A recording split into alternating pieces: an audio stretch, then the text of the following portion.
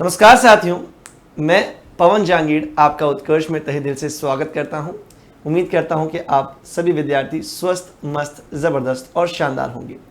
तो साथियों, आज की इस वीडियो के अंदर मैं आपको बताने जा रहा हूं एक बहुत ही ज़्यादा इंपॉर्टेंट टॉपिक जो आपके 10th क्लास के पॉइंट ऑफ व्यू से काफ़ी ज़्यादा महत्वपूर्ण होने वाला है और इसका नाम रहने वाला है रिफ्रैक्टिव इंडेक्स। रिफ्रैक्टिव इंडेक्स का मतलब ये होता है, चलिए अगर रिफ्रैक्टिव इंडेक्स का मतलब समझने तो पहले आपको रिफ्रैक्शन का मतलब समझना पड़ेगा।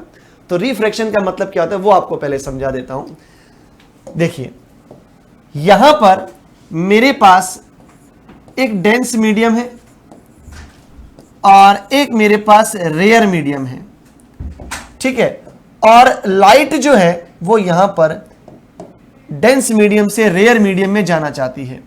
लाइट कहां जाना चाहती है? डेंस मीडियम से रेयर मीडियम में जाना चाहती है। सो यहां पर अगर मैं बात करता हूं, ये लाइट की रे आ रही है, डेंस मीडियम से कहां जा रही है? रेयर मीडियम के अंदर जा रही है। तो इस लाइट की रे को कहा जाएगा इंसिडेंट रे ऑफ लाइट। और जिस पॉइंट पर ये इंटरफेस से टकराती है, इस पॉइंट को कहा जाता है पॉइंट ऑफ इंसिडेंस। अगर इस पॉइंट के 90 डिग्री के ऊपर एक लाइन को ड्रॉ कर दिया जाए कुछ इस प्रकार से, अगर इस पॉइंट के 90 डिग्री पर एक लाइन को मैं ड्रॉ कर देता हूं तो इसे कहा जाएगा नॉर्मल। यानी कि इमेजिनरी लाइन होती है जिसको हम यहां पर इमेजिन करें कि इस पॉइंट के क्या है, ये 90 डिग्री पर है। तो होना क्या चाहिए था कि लाइट को एकदम स्ट्रेट जाना चाहिए था, पर लाइट स्ट्रेट नहीं जा रही है, लाइट अपने एक्चुअल पाथ से डेविएट हो रही है।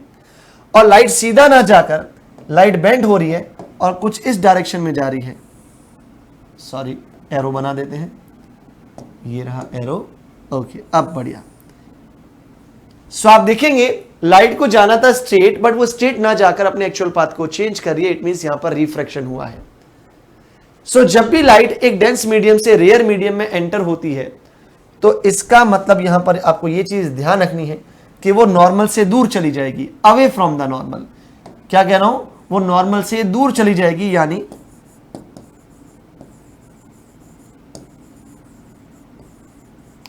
Away from the normal. But अगर हम बात करते हैं लाइट जो है वो एक रेयर मीडियम से डेंस मीडियम में आ रही है, तो फिर क्या होगा, इस चीज को भी समझना जरूरी हो जाता है। तो जहां पर रेयर और डेंस मीडियम एक दूसरे से अलग हो जाते हैं, उस बीच के इंटरफेस पर हम यहां पर क्या करने वाले हैं? एक इंसिडेंट रे ऑफ लाइट को लाने वाले हैं, जो कि रहने वाली है कुछ इस तरीके से। आप देख सकते हैं यहां पर लाइट की रे आ रही है। इस लाइट की रे को क्या कहा जाएगा? Incident ray of light. जिस पॉइंट से टकराएगी उस पॉइंट को कहा जाएगा क्या? Point of incidence. एंड अगर हम यहां पर इसके 90 डिग्री के ऊपर एक इमेजिनरी लाइन को ड्रॉ कर दें तो उस इमेजिनरी लाइन को क्या माना जाएगा? उसे नॉर्मल कहा जाएगा। ओके, बहुत बढ़िया, नॉर्मल को भी ड्रॉ कर दिया है मैंने। अब यहां पर लाइट को जाना था एकदम स्ट्रेट, पर लाइट स्ट्रेट नहीं जा रही है, लाइट अपने पाथ को चेंज करिए तो लाइट कुछ इस तरीके से बेंट हो गई है। इट मींस यहां पर भी लाइट ने अपनी डायरेक्शन को चेंज किया है। इट मींस यहां पर भी रिफ्रैक्शन हुआ है। बट फर्क क्या आ गया? फर्क यहां पर यह आया कि यहां पर लाइट कहां जा रही है? टूवर्ड्स द नॉर्मल जा रही है। लाइट जा रही है towards the normal.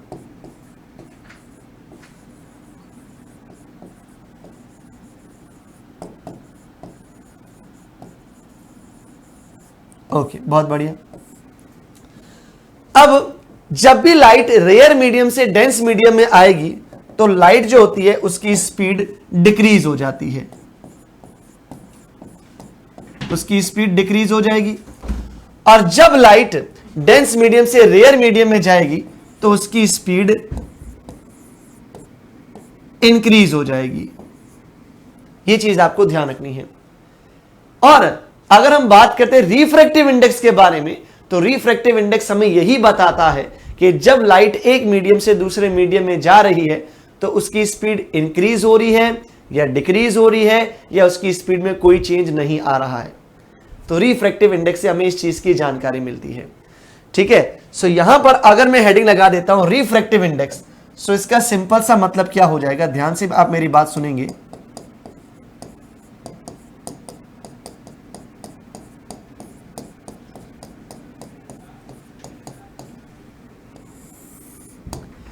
Refractive index हमें यह बताता है कि जब भी लाइट एक ट्रांसपेरेंट मीडियम से दूसरे ट्रांसपेरेंट मीडियम में एंटर होती है तो लाइट की स्पीड में क्या चेंज आ रहा है।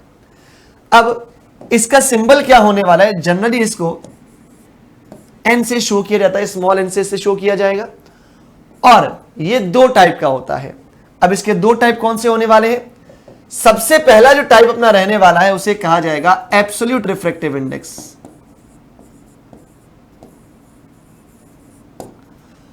और दूसरा हो जाएगा रिलेटिव रिफ्रैक्टिव इंडेक्स। ठीक है, अब दोनों में डिफरेंस क्या है? तो सबसे पहले हम समझेंगे एब्सोल्यूट को। एब्सोल्यूट की बात करते हैं तो इसके अंदर हमेशा आपको एक बात ध्यान रखनी है, लाइट जो होती है वो वैक्यूम से कहां आती है? लाइट जो है वो वैक्यूम से किसी मीडियम के अंदर आएगी। अब वो मीडियम क्या हो सकता है? वो मीडियम कोई गैस हो सकता है, वो मीडियम कोई लिक्विड हो सकता है, और वो मीडियम कोई यहां पर सॉलिड भी हो सकता है। यानी लाइट जब वैक्यूम से मीडियम के अंदर आती है तो लाइट की स्पीड हमेशा डिक्रीज होती है। लाइट की स्पीड हमेशा क्या होती है? डिक्रीज होती है, और ये कितना डिक्रीज होगी ये आपको एब्सोल्यूट रिफ्रैक्टिव इंडेक्स से समझ में आने वाला है। देखिए इसका सिंपल सा फॉर्मूला क्या रहने वाला है? इसका सिंपल सा फॉर्मूला रहने वाला है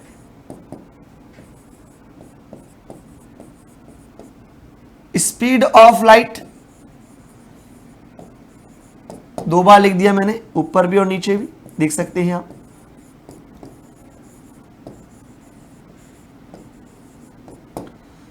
स्पीड ऑफ लाइट मैंने ऊपर भी लिख दिया, नीचे भी लिख दिया, बट आपको करना क्या है? नीचे लिखना है speed of light in medium, और ऊपर आप लिख देंगे speed of light in vacuum.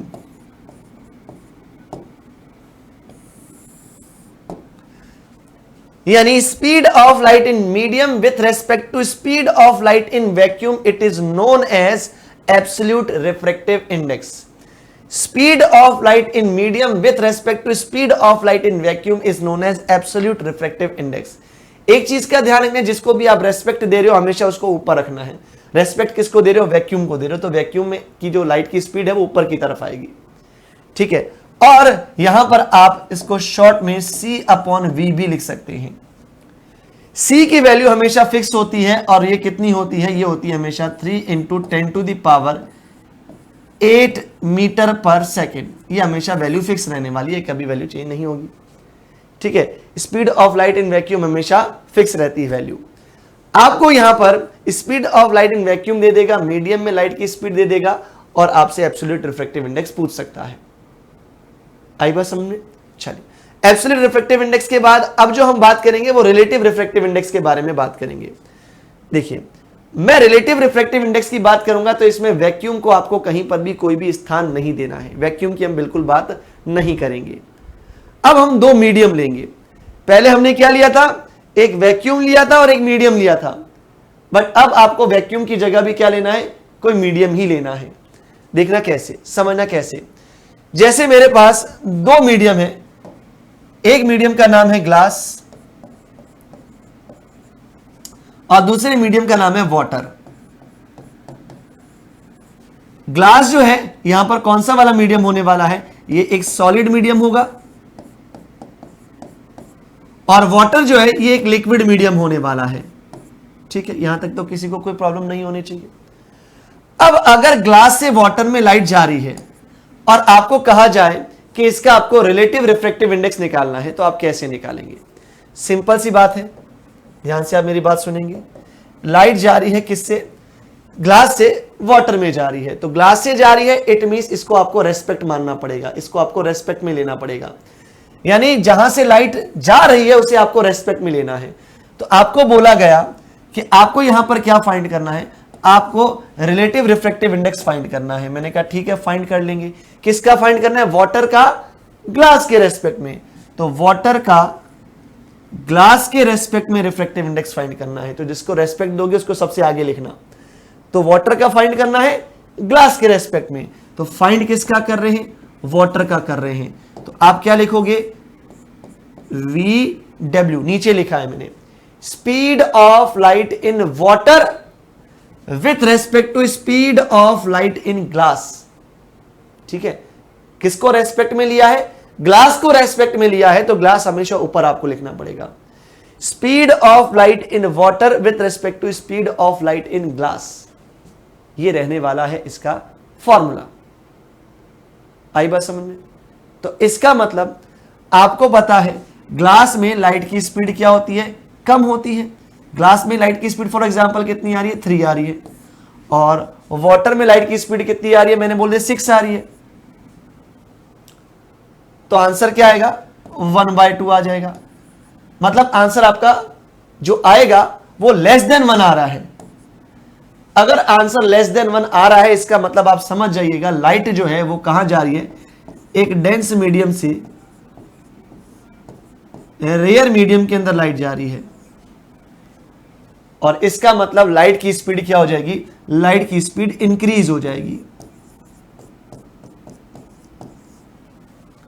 But इस सिनेरियो को अगर उल्टा कर दिया जाए, उल्टा कैसे? अगर मैं बोलता हूं यहां पर लाइट जो है वो कहां जा रही है? लाइट जो वाटर से ग्लास में जा रही है, तो क्या होगा? तो देखिए, आपको देखना है कि लाइट कहां एंटर करी है? ग्लास में एंटर करी है। और कहां से एंटर की? वाटर से ग्लास में एंटर कर रही है। तो ग्लास में एंटर कर रही है, इट मींस आपको ग्लास का रिफ्रैक्टिव इंडेक्स निकालना पड़ेगा। किसके रेस्पेक्ट में निकालना पड़ेगा? वाटर के रेस्पेक्ट में निकालना पड़ेगा। तो वाटर के रेस्पेक्ट में W मैंने आगे लिख दिया है। तो फाइंड किसका कर रहे हैं? ग्लास का कर रहे हैं, तो मैंने नीचे लिख दिया VG। VG मतलब speed of light in glass. किसके रेस्पेक्ट में फाइंड किया? वाटर के रेस्पेक्ट में फाइंड किया, तो मैंने ऊपर लिख दिया है VW, speed of light in water. जिसके रेस्पेक्ट में फाइंड करेंगे उसको हमेशा अपॉन के ऊपर लिखा जाएगा। ठीक है, चलिए अब आपको यह चीज पता है कि वाटर और ग्लास को अगर कंपेयर किया जाए तो किस में लाइट की स्पीड ज्यादा होगी? ऑब्वियस बात है, वाटर में ज्यादा होगी, ग्लास में कम होगी, क्योंकि ग्लास सॉलिड है, वाटर लिक्विड है। तो यहां पर लाइट की स्पीड कितनी आ गई? फॉर एग्जांपल 6, और ग्लास में कितनी आ गई? 3 मीटर पर सेकेंड। डिवाइड किया, सॉल्व किया, तो आंसर आ रहा है 2। तो आप देख सकते हैं आंसर जो आ रहा है वो क्या आ रहा है? मोर देन 1 आ रहा है। मोर देन 1 यहां पर अपने को आंसर मिल रहा है। इसका मतलब आप समझ जाइएगा कि यहां पर लाइट जो है वो एक रेयर मीडियम से डेंस मीडियम में एंटर हो रही है। और डेंस मीडियम में जब भी लाइट एंटर होगी, इट मींस वहां पर लाइट की स्पीड क्या हो जाएगी? स्लो डाउन हो जाएगी। स्पीड क्या हो जाएगी? लाइट की डिक्रीज हो जाएगी। ये बात आपको माइंड में रखनी है। सो ये सिंपल सा कॉन्सेप्ट है, आपको ध्यान रखना है कि जब भी लाइट जो है एक रेयर मीडियम से डेंस मीडियम में आ जाएगी, तो लाइट के यहां पर जो रिफ्रैक्टिव इंडेक्स है उसका आंसर ग्रेटर देन 1 आएगा। बट अगर लाइट एक डेंस मीडियम से रेयर मीडियम में जा रही है, तो इसका आंसर जो है वो लेस देन 1 आएगा। ठीक है, इससे आपको समझ में आ जाएगा कि लाइट की स्पीड इंक्रीज हो रही है या डिक्रीज हो रही है। अगर आंसर 1 से ग्रेटर आ रहा है, इट मींस वहां पर लाइट की स्पीड डिक्रीज हो रही है। और अगर आंसर जो है 1 से लेसर आ रहा है, इट मींस वहां पर लाइट की स्पीड इंक्रीज हो रही है। ये बताता है हमें रिलेटिव रिफ्रैक्टिव इंडेक्स। तो सारा कॉन्सेप्ट आपको क्लियर हो जाना चाहिए। मैंने एक एक पॉइंट आपको समझा दिया है। तो यहां पर आप देखेंगे लाइट जो है डेंस से रेयर में जा रही है, तो लाइट की स्पीड इंक्रीज हो रही है। तो जब आप इसका रिलेटिव रिफ्रैक्टिव इंडेक्स निकालेंगे तो उसका आंसर जो आएगा वो लेस देन 1 आएगा। और यहां पर आप देखेंगे लाइट जो है रेयर से डेंस मीडियम में जा रही है, यहां पर लाइट की स्पीड डिक्रीज हो रही है, इट मींस इसका आंसर जो आएगा वो ग्रेटर देन 1 आएगा। आई बात समझ में? सो ये हो गया अपना रिलेटिव रिफ्रैक्टिव इंडेक्स यहां पर कंप्लीट। तो 2 टाइप के रिफ्रैक्टिव इंडेक्स होते हैं, एक तो एब्सोल्यूट होने वाला है और दूसरा होने वाला है रिलेटिव। और आई होप दोनों चीजें आपको अच्छे से क्लियर हो चुकी होंगी। अब साथियों इसी के साथ एक इंपॉर्टेंट न्यूज आपको मैं बताने जा रहा हूं, वो भी आप सुन लीजिए। जैसा कि आप सभी विद्यार्थी जानते हैं, उत्कर्ष हमेशा से नवाचार करता आया है और उन्हीं नवाचार की श्रेणी के अंदर आपको बता देना चाहूंगा, उत्कर्ष क्लासेस लेकर आया है आप सभी विद्यार्थियों के लिए क्रैश कोर्स, यानी रैपिड रिवीजन का धमाकेदार क्रैश कोर्स। अब साथियों ये आपके लिए इंपॉर्टेंट चीज ये है कि ये कुछ ही समय तक अगर मतलब आप 30 नवंबर तक अगर ये कोर्स परचेज कर लेते हैं तो ये आपको कोर्स क्लास 6 to 10 का मिलने वाला है सिर्फ 999 रुपीज के अंदर। इट मींस ये नहीं है कि एक सब्जेक्ट का, सारे सब्जेक्ट में 6 के 6 सब्जेक्ट आपको मिल जाएंगे। आपको मैथ्स भी मिलेगा, साइंस भी मिलेगा, इंग्लिश मिलेगा, हिंदी मिलेगा, संस्कृत मिलेगा, सब सब्जेक्ट आपको मिलने वाले हैं। और इसके साथ साथ ये थ्योरी भी रहने वाला है, प्रैक्टिस भी रहने वाला है। और अगर मैं आपको बता दूं कि ये कोर्स आप ई मित्र पर परचेस करते हैं तो आपको 10% और भी डिस्काउंट मिल जाएगा। सो ये आप विद्यार्थियों के लिए रामबाण साबित होने वाला कोर्स है। पूरे साल पढ़ाई नहीं की, कोई बात नहीं, अभी भी लेट नहीं हुआ है। एक्सेस ले लीजिए इस कोर्स का, फटाफट से परचेस कर लीजिए और जुड़ जाइए इस धमाकेदार टीम के साथ। तो साथियों, अपने आज के वीडियो को मैं यहीं पर विराम दूंगा। आप सभी विद्यार्थियों का बहुत बहुत धन्यवाद।